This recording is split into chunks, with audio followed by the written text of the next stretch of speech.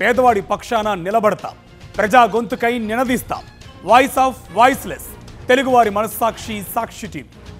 సాక్షి TV ప్రసారాల కోసం మీ స్థానిక cable ఆపరేటర్ను వెంటనే సంప్రదించండి. అంతర్జాతీయ అంతరిక్ష కేంద్రానికి వెళ్లిన శుభాంశు శుక్లా తిరుగు ప్రయాణానికి సమయం ఆసన్నమైంది. ఇంటర్నేషనల్ స్పేస్ స్టేషన్లో పలు అంశాలపై ప్రయోగాలు చేసిన శుభాంశు భారత కాలమానం ప్రకారం రేపు మధ్యాహ్నం 2:30కు భూమిపైకి రాబోతున్నాడు. ఈ మేరకు యాక్సియం 4 మిషన్లో కౌంట్ డౌన్ ప్రారంభమైంది.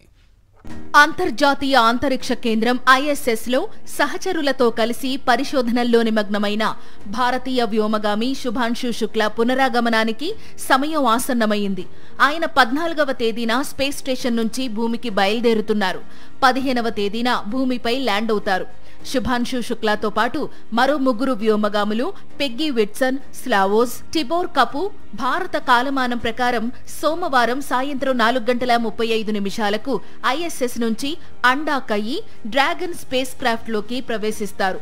స్పేస్ సూట్లు ధరించి అత్యవసర పరీక్షలు నిర్వహించిన తరువాత భూమి వైపు ప్రయాణం మొదలు పెడతారు. మంగళవారం మధ్యాహ్నం 3 గంటలకు అమెరికాలోని కాలిఫోర్నియా సమీపంలో ఉన్న సముద్ర జలాల్లో వ్యోమగాముల క్యాప్సూల్ ల్యాండ్ అవుతుంది. అనంతరం వ్యోమగాములు వారం రోజుల పాటు ప్రత్యేక పునరావాస కేంద్రంలో ఉంటారు. సైంటిస్టులు వారికి కొన్ని ప్రత్యేక పరీక్షలు నిర్వహిస్తారు. భూ వాతావరణానికి పూర్తిగా అలవాటు పడిన తరువాత ఈ నలుగురిని బాహ్య ప్రపంచంలోకి అనుమతిస్తారు. 18 రోజుల పాటు అంతరిక్షంలో భారరహిత స్థితిలో గడిపిన వ్యోమగాములు తిరిగి గురుత్వాకర్షణ శక్తికి అలవాటు పడడానికి కొంత సమయం పడుతుంది. అందుకే వాళ్లను క్వారంటైన్లో ఉంచుతారు. కేవలం ఈ నలుగురు మాత్రమే కాదు, స్పేస్ షిప్ లో 265 కిలోల ప్రయోగ సామాగ్రి కూడా భూమిపైకి రానుంది. అంతరిక్షంలో చేసిన 60 ప్రయోగాలకు సంబంధించిన శాంపిల్స్, మోడల్స్ ఇందులో ఉంటాయి.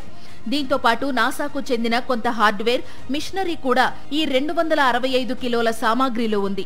భారత అంతరిక్ష ప్రయోగాలకు శుభాంశు చేసిన తాజా అంతరిక్ష పర్యటన ఎంతగానో ఉపయోగపడుతుంది. ఇతడి అనుభవం భవిష్యత్తులో ఇస్రో చేయబోయే అంతరిక్ష ప్రయోగాలను మరింత సుసంపన్నం చేయబోతోంది. త్వరలోనే మానవ సహిత వాహక నౌకను పంపాలని భారత్ లక్ష్యంగా పెట్టుకున్న సంగతి తెలిసిందే.